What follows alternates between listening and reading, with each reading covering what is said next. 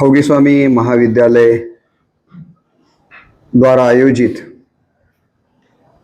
यह अतिथि व्याख्यान संपन्न होने जा रहा है। इस कार्यक्रम के अध्यक्ष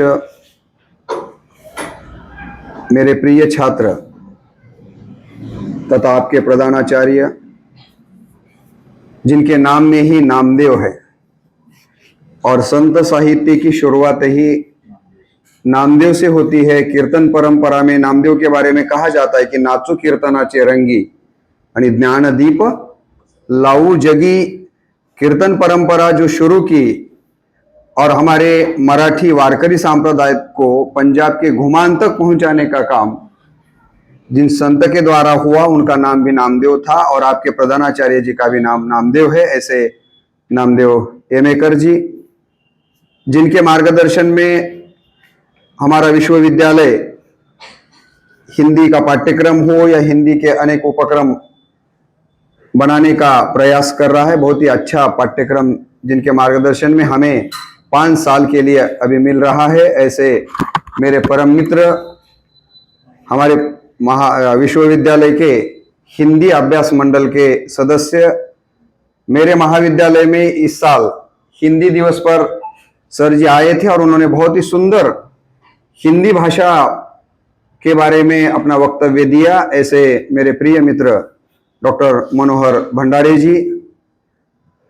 रात के कार्यक्रम को जिन्होंने बहुत ही सुंदर सूत्र संचालन करते हुए कार्यक्रम को बहुत आगे ले जाने में मदद की। ऐसे तीसरे मेरे मित्र डॉक्टर बिरादार सर जी, आपका दर्शन जिनके हेतु मुझे हुआ और इस साल मेरे महाविद्यालय के प्रधानाचार्य और इसी महाविद्यालय में बहुत साल जो उप प्रधानाचार्य के रूप में काम कर चुके हैं डॉक्टर हरिदास राठौड़ सर, मेरे महाविद्यालय के प्रधानाचार्य है। उनके प्रति भी मैं शुरू में ही ऋण या कृतज्ञता ज्ञापित करता हूं, जिन्होंने यहां जाने के लिए मुझे अनुमति दी और उन्होंने कहा कि मेरा होगी स्वामी महाविद्यालय और वहां का स्टाफ बहुत ही अच्छा है और मुझे उसका अनुभव भी आया, क्योंकि रात के समय बामनी को गोरे सर वहां पर आए थे, उस्तुर्गे सर वहां पर आए थे और जिनके कारण मैं यहां आ चुका हूं। डॉक्टर दत्तारी होनराव सर, जो मेरे महाविद्यालय में आकर राज्यशास्त्र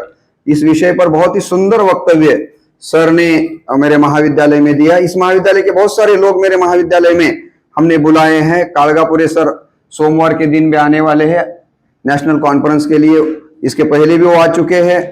तो बहुत सारे लोग जिनका दर्शन मेरे प्रधानाचार्य के कारण हमें होता है। ऐसे ही होनराव सर एक नए मित्र मुझे इस कारण मिले और जिनके यूट्यूब के प्यार में मैं डूबा हूं। वैसे होनराव सर के साथ साथ डॉक्टर गोरे सर है। सर के IKS पर के आपने वीडियो सुने होंगे। जब मैं उनको सुन रहा था तो मुझे लग रहा था कि ये आदमी कब मिलेगा मुझे, और रात के समय उनकी भी मुलाकात हुई। मुझे बहुत खुशी हुई उनसे मिलकर और मुझे पहली बार मालूम हुआ कि मैं इतना बड़ा हूं। इसका परिचय रात के कार्यक्रम में उस्तुर्गे सर ने दिया, सर एमेकर सर, जो परिचय अभी होनराव सर ने मुझे लगता है यूट्यूब पर डाला भी है। तो एक आदमी दूसरे आदमी को कितना प्रोत्साहन दे सकता है, प्रबलन दे सकता है आगे जाने के लिए, एक आदमी का मन कितना बड़ा हो सकता है, सोशियोलॉजी के उस्तुर्गे सर से सीखना चाहिए। नमन है सर आपको। ऐसे मेरे मित्र यहाँ पर मुझे आज मिले, उनके प्रति भी मैं कृतज्ञता ज्ञापित करता हूँ।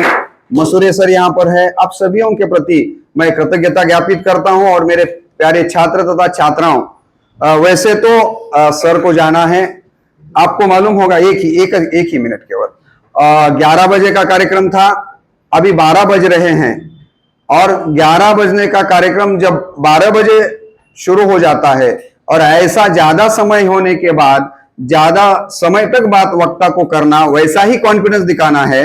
एक विनोद बताने वाला हूं, सुनने के बाद आप जाइए।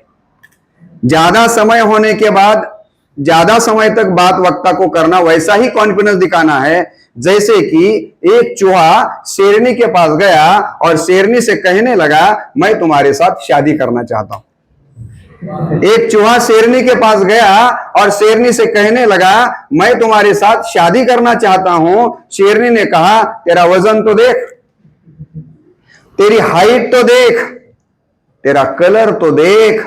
तब चूहे ने कहा, वह सब जाने दे, मेरा कॉन्फिडेंस तो देख। मला असं वाटतं, मुझे ऐसा लगता है कि ऐसा ही कॉन्फिडेंस होगा कि ज्यादा देर होने के बाद ज्यादा बात करना। और एक बात मैं आपको शुरू में ही बता दूं कि ज्यादा से ज्यादा मैं मराठी में बात करता हूं, हिंदी में वक्तव्य नहीं देता हूं, केवल क्लास में बच्चों के लिए पढ़ाता हूं, क्योंकि बाहर हर जगह पर प्रवचन हो, व्याख्यान हो, मराठी के होते हैं। और इसी कारण मैं जब अब हिंदी में बोलने का प्रयास करूंगा तो बीच में मराठी के शब्द आएंगे, तो हंसना भी है तो जरा धीरे से हंसो, ज्यादा हंसी मत दिखाओ मेरे प्रति, क्योंकि मेरी हिंदी वैसी है, भागते भागते भटकन पड़ा।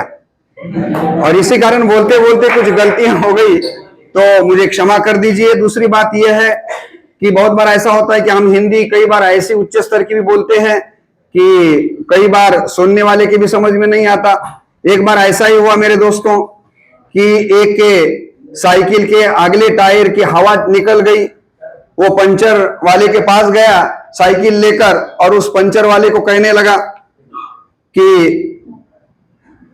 क्या कहना चाहिए उसे, हवा निकल गई है, सीधी सादी बात में बात करनी चाहिए थी। लेकिन वो आप देखिए वो पंचर वाले को क्या कहता है, वो कहता है, मेरे द्विचक्र वाहिनी के अग्र चक्र में हवा की मात्रा कम हो गई है, आप अपने हवा ठूसक यंत्र के द्वारा उसमें थोड़ी सी हवा प्रवाहित कर दे। ये सब बात सुनने के बाद वहां से ये जो हवा भरने वाला है पंचर वाला जो था वहां से वो भाग जाता है। कई बार ऐसा स्टैंडर्ड भाषा भी बहुत मुश्किल की बन जाती है और मेरी जैसी हिंदी भी बहुत मुश्किल की बन जाती है। तो बीच का रास्ता अपनाते हुए मुझे जो दिया गया विषय है 20-25 मिनट तक, उस विषय पर मैं आपके सामने बात करने वाला हूं। कहीं पसंद आए तो तालियां बजाते रहना, पसंद नहीं आए, तालियों का भी दो अर्थ होते हैं, आपको मालूम है। तो इतनी तो बात मेरे समझ में आ जाएगी। मुझे दिया गया विषय है संत साहित्य की प्रासंगिकता। और आप सभी को मालूम होगा कि हमारे महाराष्ट्र को कौन सी भूमि माना जाता है? संतों की भूमि माना जाता है। उत्तराखंड में अगर आप जाएंगे तो वहां हर जगह पर एक फलक आपको पढ़ने को मिलेगा कि देवभूमि में आपका स्वागत है। उत्तर भारत के कई ऐसे राज्य, हिमाचल है, उत्तराखंड है, जिन राज्यों को देवभूमि कहा जाता है और हमारे महाराष्ट्र को संत भूमि कहा जाता है, क्योंकि इस भूमि में अनेक संत होकर चले गए हैं। और मेरी जो पढ़ाई है विशेषकर वारकरी संतों के बारे में ज्यादा जानकारी रखने वाला मैं एक उनका शिष्य हूं, और इसी कारण उनके अनुरूप मैं कुछ बातें आपके सामने रखने का प्रयास करूंगा।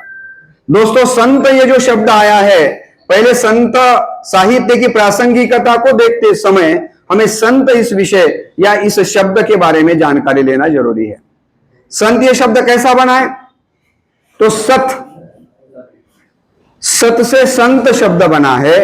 सत का मतलब है सत्य, और सत इस शब्द के स के ऊपर क्या लगाई हुई है? बिंदी लगाई हुई है। और ये बिंदी क्या है? तो बिंदी है सिंहासन, यानी सत्य के सिंहासन पर जो बैठा होता है उसे क्या कहते हैं? संत की व्याख्या यही है कि जो सच्चाई के रास्ते पर चलता है, जो सत्य के सिंहासन पर बैठा हुआ है, उसे संत कहना चाहिए। संत की व्याख्या रामचरितमानस में गोस्वामी तुलसीदास जी ने की है। गोस्वामी तुलसीदास क्या कहते हैं संत की व्याख्या करते समय? देखिए, वो कहते हैं, शत विकार जित अनग अकामा, शत विकार जित अनग अकामा, अचल अकिंचन सुचि सुख धामा, अमित बोध अनिहमित भोगी, सत्यासार कवि कोविद जोगी। इस पर एक मेरा प्रवचन मेरे YouTube पर है, फेसबुक पर डाला हुआ है। जब कोरोना के समय इस पद पर मैंने मेरी बात रखी थी। तो मेरे दोस्तों, संत किसे कहना चाहिए? षट विकार। षट विकार का अर्थ कोई बता सकता है? षट विकार का मतलब क्या है?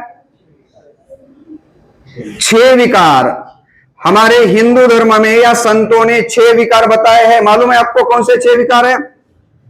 काम, क्रोध, मद, मोह, दंभ और अहंकार। संत उसे कहना चाहिए जो इन षट विकारों से परे है, या जिन्होंने इस षट विकारों पर विजय प्राप्त की है, उसे क्या कहना चाहिए? संत कहना चाहिए। संत की दूसरा यहां गुण बताया गया है, पाप रहित तो जो होता है उसे संत कहना चाहिए, जो सर्वत्यागी होता है उसे संत कहना चाहिए, अंदर से और बाहर से जो पवित्र होता है उसे संत कहना चाहिए, सुख का धाम जो है उसे संत कहना चाहिए, असीम ज्ञानवान होता है उसे संत कहना चाहिए, जो मिताहारी होता है उसे संत कहना चाहिए, जो सत्यनिष्ठ है उसे संत कहना चाहिए। तो संत के पास कौन से गुण होने चाहिए, इसके बारे में रामचरितमानस में संत की परिभाषा तुलसीदास जी देते हुए हमें दिखाई देते हैं। कबीर ने भी संत के बारे में बहुत सारे दोहों में उनकी परिभाषा देने का प्रयास किया हुआ है। अब उसका केवल अर्थ बताता हूं मैं, वो दोहे नहीं बताऊंगा, समय आपके पास कम है। निर्वैर संत किसे कहते हैं? जिनका कोई वैरी, ज्याला मराठीमध्ये काय म्हणतो आपण? शत्रू, ज्याला आणखी स्टँडर्ड भाषेमध्ये रिपू असं म्हटलं जातं। तो जो निर्वैर यानी किसी के साथ जिसका वैर नहीं है, स्थित प्रज्ञ कहा गया है, ज्ञानेश्वरी में कुछ वो भी आई है, का घरीची उजेडू करावा, पारी के अंधेरू पाडावा, हे नेनेची गा पांडवा दीपू जैसा। दिवा जसा तुम्ही बघितला असेल की दिवा कुठल्याही प्रकारचा भेदभाव करत घर में ही उजियारा करना चाहिए, घर वाले लोग आने के बाद ही प्रकाशित होना चाहिए, और बाहर का आदमी आया कि बुझ जाना चाहिए। इस प्रकार का भेदभाव दीपक के पास नहीं होता, वैसे संत के पास किसी प्रकार का भेदभाव नहीं होता, उसे संत कहना चाहिए। इस प्रकार से संत की व्याख्या कबीर जी कहते हैं। निष्काम, किसी प्रकार की कामना न रखने वाले को संत कहना चाहिए। ऐसे बहुत सारे संतों की व्याख्याएं, परिभाषाएं बहुत सारे संतों ने दी है। कबीर ने जो बात कही है उसको अगर मैं बताते रहूं तो केवल बताऊंगा कि जो विनम्र है वो संत है, जो उदार है वो संत है, जो शीलवान है वो संत है, जो परोपकारी है वो संत है, जो निर्लोभ है वो संत है। यानी केवल एक गुण नहीं, सारे इन गुणों का समुच्चय जिसके पास है उसे क्या कहना चाहिए? संत कहना चाहिए। ये हो गए हिंदी के संतों ने संतों की दी हुई परिभाषाएं। अब मराठी के संतों ने भी संतों की परिभाषाएं दी है, व्याख्या दी है। संत तुकाराम कहते हैं, संत तोची जाना जगी, दया क्षमा जाचे अंगी। संत किसे कहना चाहिए? जिनके पास दया है, जिनके पास क्षमा है, मतलब जो दयालु है, जो क्षमा वृत्ति रखता है, उसी को संत कहना चाहिए। आपको मालूम होगा कि ऐसे बहुत सारे उदाहरण हमारे वारकरी संप्रदाय में आते हैं, उसका भी मैं विश्लेषण नहीं करूंगा। हमारे मराठी के संतों ने संत की व्याख्या करते हुए कहा कि तोची संत सोसी जगाचे आघात। संत किसे कहना चाहिए? जगत की निंदा सहते सहते वो अपना जीवन यापन करता है। ज्ञानेश्वर जी का चरित्र आपने पढ़ा होगा। ज्ञानेश्वर जी को अपने जीवन में कितना सहना पड़ा है, कभी चरित्र पढ़ा है क्या उनका? लेकिन ज्ञानेश्वर को समाज व्यवस्था ने इतना सताया कि उनके माता पिता को क्या करना पड़ा था? सुसाइड करनी पड़ी थी। आपको मालूम है, ज्ञानेश्वर जी के मां बाप ने इंद्रायणी में देह त्याग किया था, क्योंकि उस समय के समाज के लोग अपने चारे जो अपत्य है, संतान है, उनको बहुत सता रहे थे। तो इतना सारा होने के बाद भी ज्ञानेश्वर जी जब पसायदान मांगते हैं तो पसायदान में किसी के प्रति गुस्सा व्यक्त करते हैं क्या? उल्टे वो कहते हैं, जे खड़ांची, मैंने मेरे यूट्यूब पर रामकृष्ण बदने, ये मेरा यूट्यूब चैनल है, उस पर 7 वीडियो डाले हैं पसायदान के अर्थ पर। जरूर आपको पसायदान सुनना चाहिए। हर बार आप पसायदान तो सुनते होंगे ना। संत साहित्य में जागतिक प्रतिज्ञा प्रार्थना, जगत के स्तर की प्रार्थना बनने की कुवत रखने वाला अगर हमारे मराठी साहित्य में कौन सा गीत है तो वो है पसायदान। ज्ञानेश्वरी में कितनी ओवी आई है, कोई बता सकता है? ज्ञानेश्वरी यह ग्रंथ कौन से ग्रंथ का टीकात्मक ग्रंथ है, कोई बता सकता है? आप हौगी स्वामी महाविद्यालय के छात्र है और महाराष्ट्र में रहते हैं, वारकरी संप्रदाय, आपको मालूम होगा कि ज्ञानेश्वरी, ये जो ग्रंथ ज्ञानेश्वर ने लिखा, कौन से ग्रंथ पर समीक्षा ग्रंथ या टीका ग्रंथ के रूप में लिखा है? ध्यान में रखो, श्रीमद् भगवद गीता। भगवद गीता में कितने श्लोक आए हैं? 700 श्लोक आए हैं। भगवद गीता किसने किसे बताई है? अब आप प्रश्नोत्तरी करेंगे। किसने किसे बताई है भगवद गीता? श्री कृष्ण ने अर्जुन को बताई है। कहां बताई है? कहां हुआ था युद्ध? कुरुक्षेत्र पर। मैं मेरे बच्चों को पूछता हूं कि राम पहले हो गए कि कृष्ण पहले हो गए? मैंने रामायण पहले हो गया कि महाभारत पहले हो गया? हाँ, तो मैं बच्चों को बताता हूं कि मेरा नाम ध्यान में रखो, समझ में आ जाता। राम और कृष्ण दोनों है। राम का मतलब रामायण और बाद में कृष्ण होता है। ध्यान में रखो कि ये सारी बातें हमें मालूम होनी चाहिए। गोरे सर ने आईकेएस में वही बातें बताई है आपको आप सारे छात्रों को अपनी परंपराओं की जानकारी होनी चाहिए। महाभारत के भीष्म पर्व में 700 श्लोक की भगवत गीता आई है, जिस भगवत गीता के 700 श्लोकों पर 12 से 12वीं शताब्दी में, यानी सके 12 से 12उत्तरे तय टीका केली ज्ञानेश्वरी सच्चिदानंद बाबा आदरे लेखकू झाला। समझ में आ गया? कब लिखी है ज्ञानेश्वरी? शके 12 से 12उत्तरे। किसने लिखी है ज्ञानेश्वरी? लेखक कौन थे? नहीं, लेखक अलग होता है, बताने वाला अलग है। लेखक कौन थे ज्ञानेश्वरी के? सच्चिदानंद बाबा आदरे लेखकू झाला। ज्ञानेश्वरी के लेखक है सच्चिदानंद बाबा, और ज्ञानेश्वरी जिनके द्वारा बताई गई है वो है ज्ञानेश्वर। ज्ञानेश्वरी कहां लिखी गई है? नेवासा नगर में। कभी गए हैं क्या? मालूम ही नहीं है। ज्ञानेश्वरी में ओविया कितनी आई है, अध्याय कितने आए हैं? ज्ञानेश्वरी में 18 अध्याय है। ओविया कितनी है? 9033 है। ज्ञानेश्वरी की पहली ओवी कौन सी है? ओम नमो जयाद्या वेद प्रतिपाद्या जय जय संवेद्या आत्मरूपाई, पहली ओवी है। ज्ञानेश्वरी की अंतिम ओवी कौन सी है? किंबहुना तुमचे केले धर्म कीर्तन सिद्धि नेले तेत माजे जे उरले पाईकपन, और उसके बाद पसायदान आया हुआ है। और पसायदान जो है, पसायदान में कितनी ओवी आई है? आपने बहुत बार सुना है। कितनी ओवियों का पसायदान है? आता मौजा 9 ओविया। आता विश्वात्मके देवे, ये पहली ओवी है। आणि एत मने श्री विश्वेश्वराओ हा होईल दान पसाओ एने वरे ज्ञान देवो सुखिया। मेरे दोस्तों, अगर आप संशोधन करना चाहते हो तो ज्ञानेश्वर ने 750 साल पहले स्टेप्स बताए हैं कि संशोधन कैसा करना चाहिए। मैं पसायदान पर बहुत विस्तार से बात करता हूं। कभी हो सके तो एनएसएस में हम कभी इस विषय पर चर्चा करेंगे। देखिए, ज्ञानेश्वरी की पहली ओवी है काय आता विश्वात्मके देवे, ये प्रस्तावना है। ये ओवी कैसी है? प्रस्तावना है। और अंतिम ओवी कौन सी है? ये तमने श्री विश्वेश्वराओ, ये उपसंहार है, मूल्यांकन है। और बीच में 7 ओवियां जो है विषय प्रतिपादन है। हम संशोधन में देखते हैं ना, वैसे इस पसायदान की ओर देखना चाहिए। और ज्ञानेश्वर ने पसायदान में जे खड़ांची वेंकटी सांडो से शुरुआत की है मांगने की। किसके सामने मांगा है? किनको मांगा है ये पसायदान? पसायदान का अर्थ क्या होता है? पसाय का मतलब है प्रसाद।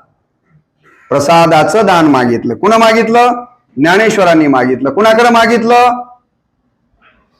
विश्वात्मक देवाकडे मागितलं। विश्वात्मक देव या शब्दाचे 3 अर्थ आहेत। विश्वात्मक देव याचा अर्थ विश्वात भरून उरलेला देव, एक अर्थ है। विश्वात्मक देव का दूसरा अर्थ है कि उनके गुरु के निवृत्तिनाथ उनके गुरु है, उनको उन्होंने विश्वात्मक देव कहा है। और विश्वात्मक देव का तीसरा अर्थ है, जो आप सारे श्रोतागण हैं उन्हें उन्होंने क्या कहा है? विश्वात्मक देव कहा है। मैं ये सारी बातें भटकाने वाली बातें नहीं कह रहा हूं, मैं इसलिए आपको बता रहा हूं कि संत उसे कहना चाहिए कि सोसी जगाचे आघात। इतने आघात सहने के बाद भी ज्ञानेश्वर के जीवन में, आप ज्ञानेश्वर का चरित्र पढ़िए ना, इतने सारे आघात सहने के बाद भी ज्ञानेश्वर जी पसायदान में पहली मांग कौन सी करते हैं? जे खड़ांची व्यंकटी सांडो।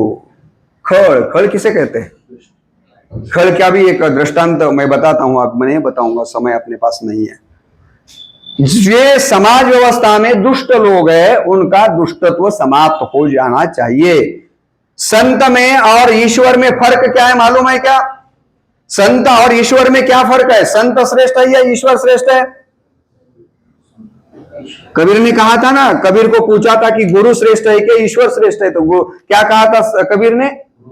गुरु गोविंद दोऊ खड़े काके लागू पाओ, भले हरि गुरु भले जिनत गोविंद दियो बताओ। बराबर है।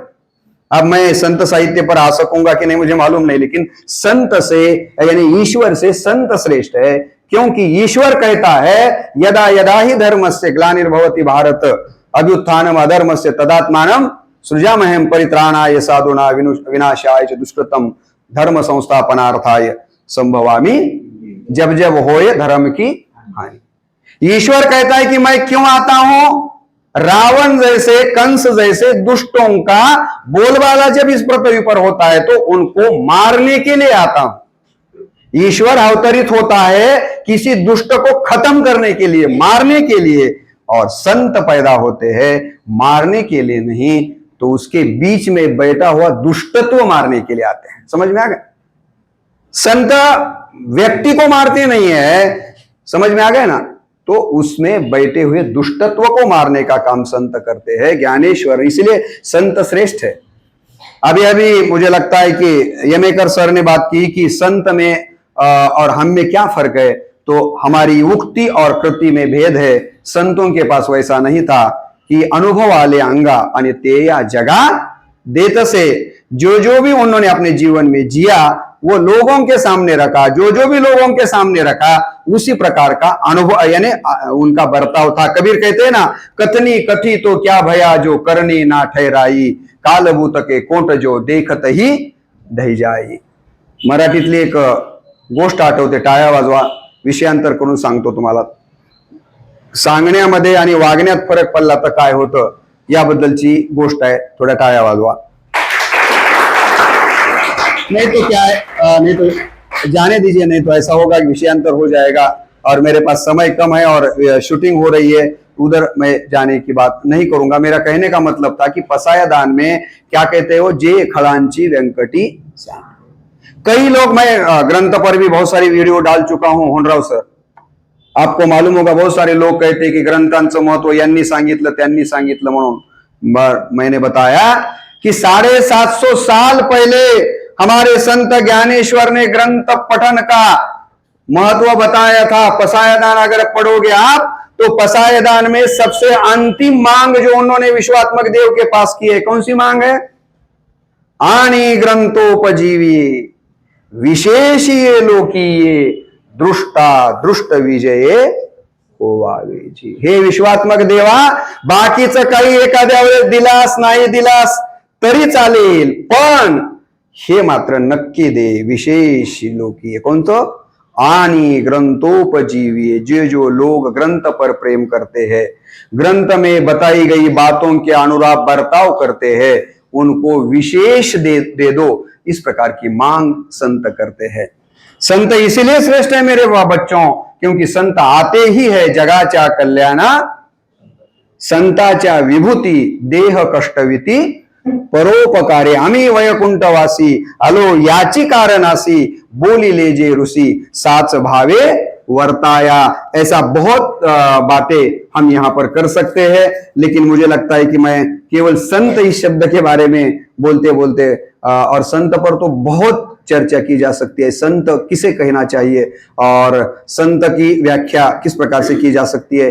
उसके बाद है साहित्य, संतों के द्वारा रचित जो भी है उसे साहित्य कहा जाता है। और मुझे जो दिया गया विषय है कि आज संत साहित्य की प्रासंगिकता का मतलब है कि आज के वर्तमान में संत साहित्य की क्या प्रासंगिकता है, संत साहित्य का आज हमें क्या लेन देन है। तो मैं कहूंगा कि संतों ने 13वीं शताब्दी में आध्यात्मिक लोकतंत्र निर्माण करने का काम इस देश में अगर किन्होंने किया होगा तो वो संतों ने किया है। बराबर है। 13वीं शताब्दी में ज्ञानेश्वर, नामदेव जैसे संतों ने क्या किया? आध्यात्मिक लोकशाही कहते हैं मराठी में, लोकतंत्र निर्माण करने का काम उन्होंने किया है। आपको मालूम होगा कि उस समय जातीयता बड़े पैमाने पर फैली हुई थी भंडारे सर।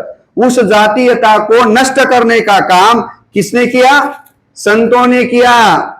संतों ने कहा कि जात न पूछो साधु की, पूछ लीजियो ज्ञान, मोल करो तलवार का, पड़ा रहने दो म्यान। किसी भी आदमी के जाति को नहीं पूछना चाहिए। आज वर्तमान में हमारे दिमाग से जात गई है।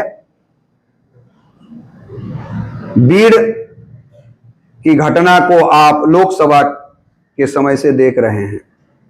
अभी भी जो चल रहा है आप देख रहे हैं कि एक समाज दूसरे समाज के सामने कैसे खड़े हैं। धर्म विद्वेष आज बढ़ता चला जा रहा है। धर्म में हम क्या कर रहे हैं? नाये डोले सर आए थे जब मैं पब्लिक स्कूल को 10 साल प्रिंसिपल था। हर 2 अक्टूबर को नाये डोले सर आते थे हमारे पब्लिक स्कूल को। एक बार डोले सर ने गोरे सर एक ऐसा उदाहरण दिया कि मैं अवाक रह गया। डोले सरनं सांगितलं की आमच्या उदगीरमध्ये हिंदू आणि मुसलमानांचे दंगे झाले आणि मी माझ्या घरी येऊन उदयगिरी कॉलेज पर्यंत पायी जात असायचा। एके दिवसाचा पायी निघालो होतो। जाताना रस्त्यात 2 मुलं बसली होती, छोटी छोटी, शीला बसलेली होती। त्यांचं नावच आहे शिशु, ज्याला शी कळत नाही शूही कळत नाही त्याचं नाव शिशु। ऐसे बच्चों को मैं देख रहा था और मुझे ऐसा लग रहा था कि ये बच्चे क्या बातें करते होंगे, जरा सुने। इसीलिए डोले सर कहते हैं कि मैं बाजू में खड़ा रहा। दोनों बच्चों में चर्चा चल रही थी।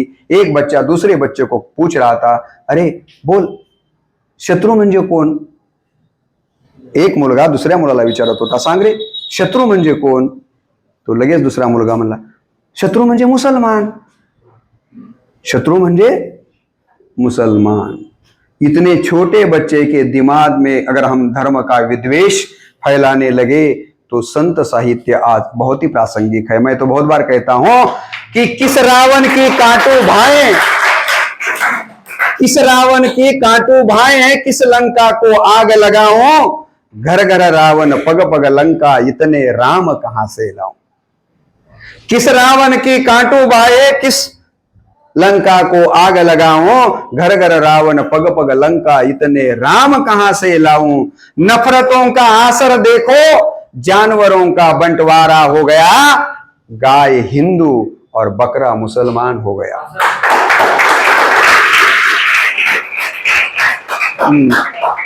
या वाचा दूसरा भी अर्थ असतो बरं। मंदिरों में हिंदू देखे, मस्जिदों में मुसलमान।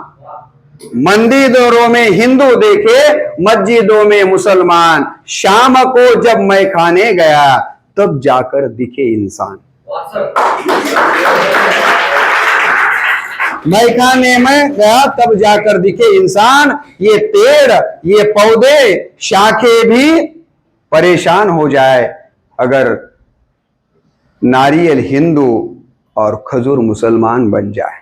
मेरे दोस्तों, हंसी मजाक का ये विषय नहीं है। तो आज हमारे यहाँ आप देखते हैं चुनाव जब आता है तो किसी भी पार्टी के द्वारा किस प्रकार से धार्मिक विद्वेष फैलाने का काम किया जाता है। कई गांवों में तो ऐसे फलक लगाए होते हैं कि फला फला ने गांव में आपका स्वागत है, फलाने धर्म में के द्वारा आपके गांव में आपका स्वागत है। तो मुझे आपको ये कहना है कि आप युवा लोग हैं और युवाओं के बारे में मैं कहता हूं, जब तक है युवक जिंदा धरती को हिला देंगे, पूरब का सीना पश्चिम को मिला देंगे। अरे उठो नौजवानों और कर लो अपने भुजा पर भरोसा। ये धरती क्या आसमान बदलने की ताकत आपके पास है। और इसी कारण मुझे लगता है कि आपको धर्म विद्वेष के बारे में, आइए हमारे साले साहब भी आ चुके हैं, उनका भी मैं यहाँ पर स्वागत करता हूँ। बच्चों, मेरा कहने का मतलब यही था। अब समय बहुत हो चुका है, मैं और बातें नहीं करना चाहूंगा। तो संतों के बारे में मैं आपको ये बता रहा था कि आज धर्म विद्वेष बढ़ता चला जा रहा है। उसका विरोध उस समय के संतों ने किया, जाति व्यवस्था का विरोध उन्होंने किया। वारकरी संप्रदाय में कहा गया उच्च नीच काही नेने भगवंत तिष्ठे भाव दे भक्त देखो निया दासी पुत्र कन्या विदुराच्या भक्षी दैत्या घरी रक्षी प्रल्हादासी यारे यारे लहान तोर याती भलत्या नारी नर करावा विचार। आता मैं अगर मराठी में जाति के बारे में बोलने लगूंगा तो जाति इस विषय पर 2 घंटे बात की जा सकती है। संतों ने जातीयता का किस प्रकार का विरोध किया है, स्त्री को किसी प्रकार का स्वतंत्रता नहीं थी उस जमाने में। तो पहली बार हमारे यहाँ संत जनाबाई हमारे मराठवाड़े की है। मैं तो बहुत जगह पर कहता हूं कि यह मराठवाड़ा ही ऐसा उपजाऊ संतों को जन्म देने वाला ये उपजाऊ भूमि है। आपको मालूम है ज्ञानेश्वर जी का जन्म कहां हुआ? मराठवाड़ा में हुआ है। निवृत्तिनाथ का जन्म यहीं पर हुआ है, मुक्ताबाई का जन्म यहीं पर हुआ है, सोपान देव का जन्म यहीं पर हुआ है, नामदेव का जन्म मराठवाड़ा में हुआ, जनाबाई का जन्म मराठवाड़ा में हुआ है, संत एकनाथ मराठवाड़ा में, संत रामदास मराठवाड़ा में, संत भगवान बाबा मराठवाड़ा में। कितने मैं बताऊं आपको कि ये सारे मराठवाड़ा में पैदा हुए लोग हैं। म्हणून आमचे लक्ष्मीकांत तांबोळी म्हणाले या मातीच्या पुण्याईचा टिळा कपाळी लावू जोवर वाहे गोदामाई तोवर गाणे गाओ। तो ऐसी ये मराठवाड़ा संतों की भूमि है और इसी कारण आज हिंदी विभाग के द्वारा आपके सामने ये विषय रखा गया है कि संतों के साहित्य की आज भी हमारे लिए प्रासंगिकता है, इसे हमें ध्यान रखना चाहिए। संतों ने जो संदेश दिया, संतों ने कहा कि अगर आपको महान बनना है तो लहान बनना पड़ेगा। महात्मा बसवेश्वर का एक विचार मुझे बहुत पसंद आता है उस्तुर्गे सर। महात्मा बसवेश्वर जी कहते हैं कि गाय दूध किसे देती है? मराठी मधला तो विचार आहे की बसवेश्वर म्हणतात की गाय दूध कुणाला देते? पाठीवर बसणाऱ्याला देते की पायाजवळ बसणाऱ्याला देते? नम्र झाला भूता तेने कोंडिले अनंता। आपको अगर बड़ा बनना है, शब्द है नम्रता। कैसा है ये शब्द? नम्रता, न मरता तुम्हाला जर राहायचा असेल तर तुम्ही काय आणली पाहिजे? नम्रता आपके पास होनी, विनयशीलता। कहा गया ना विद्या विनयेन शोभते, विद्या विनयेन शोभते। नम्र झाला भूता, पण आपण शिकून नम्र होण्याऐवजी नम्री व्हायला लागलो आहोत। और इसी कारण संतों की साहित्य की जरूरत है। देखिए सारे संतों की रचना देखिए। तुकाराम ऐसा नहीं कहा तुकाराम जी ने, तुका मने कहा है।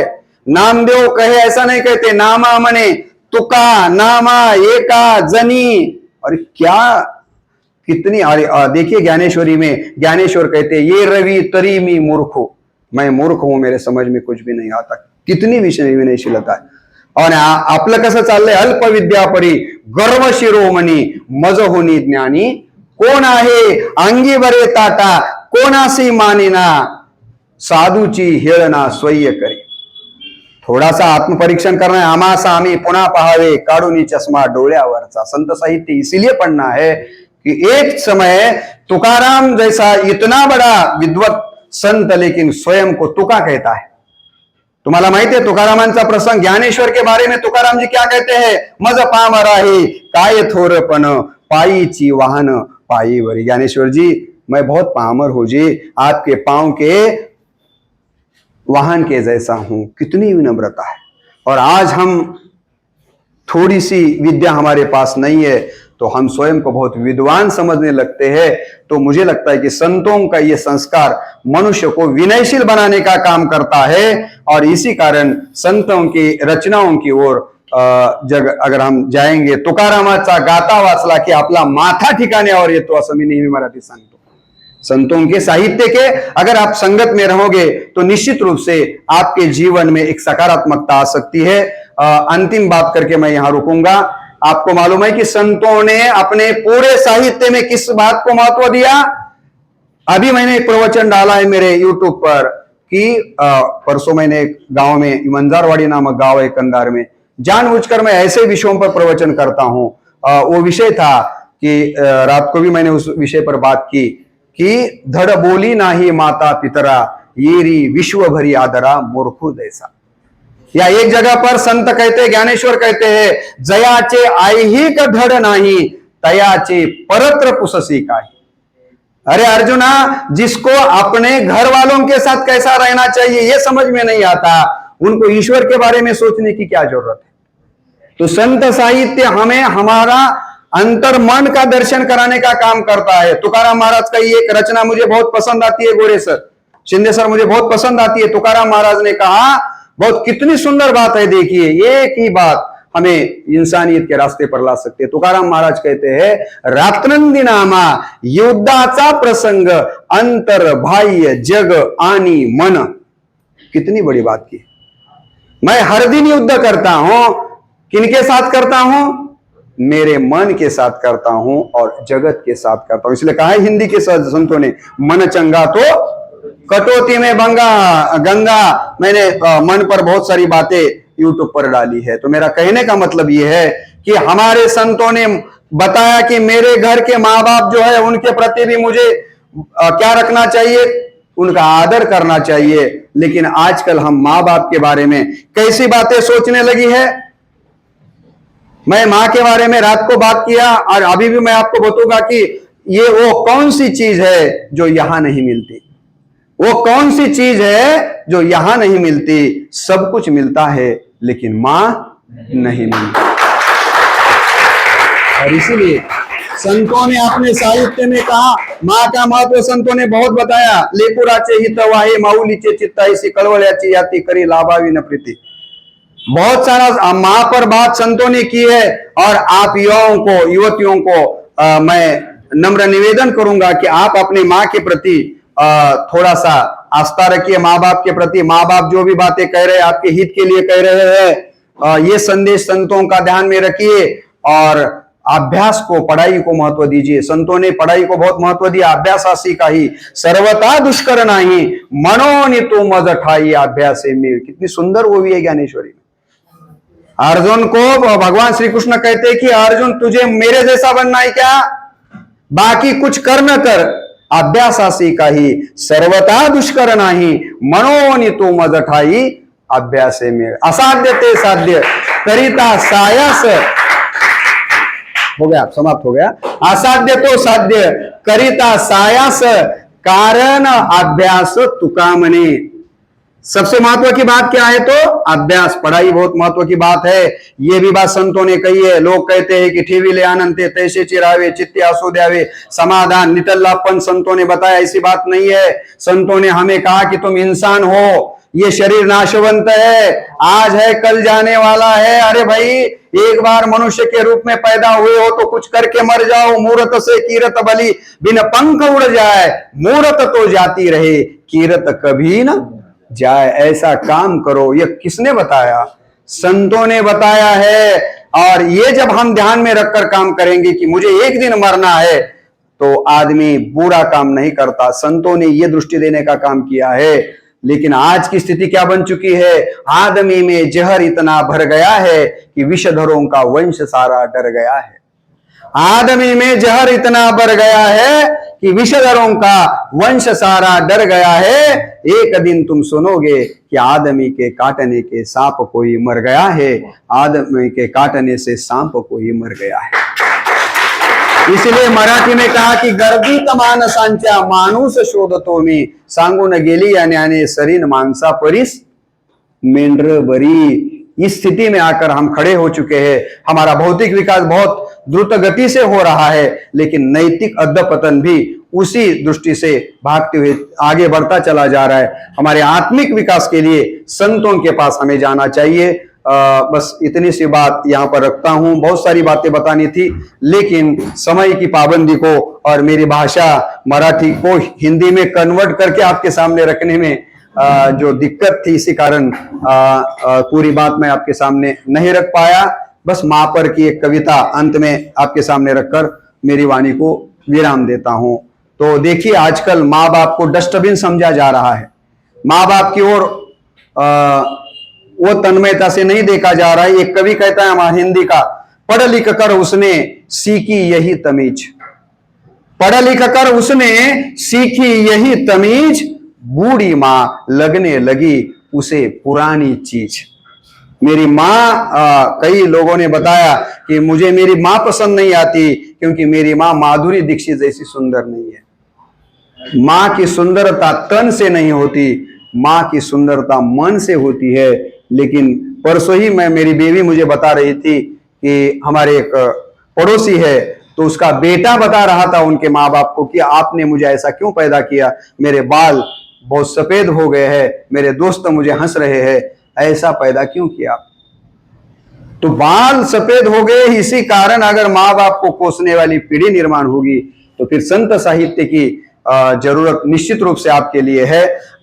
एक माँ अपना दुख व्यक्त कर रही है बच्चे के बारे में, वो उतनी कविता आपके सामने रखते हुए हवगी स्वामी महाविद्यालय ने मुझे यहाँ बोलने की जो मौका दिया, उसके प्रति कृतज्ञता ज्ञापित करता हूं। और देखिए क्या कहता है बेटा, मेरे आंखों का तारा ही मुझे आंखें दिखाता है, मेरे आंखों का तारा ही मुझे आंखें दिखाता है, जिसे हर पल खुशी दे दी वह हर गम से मिलाता है।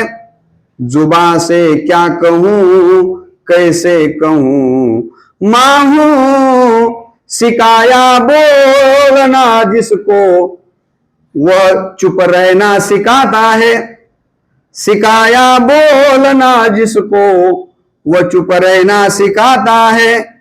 मेरे आंखों का तारा ही मुझे आंखें दिखाता है, सुलाकर सोती थी जिसको वह अब रात भर जगाता है, सुलाकर सोती थी जिसको वह अब रात भर जगाता है।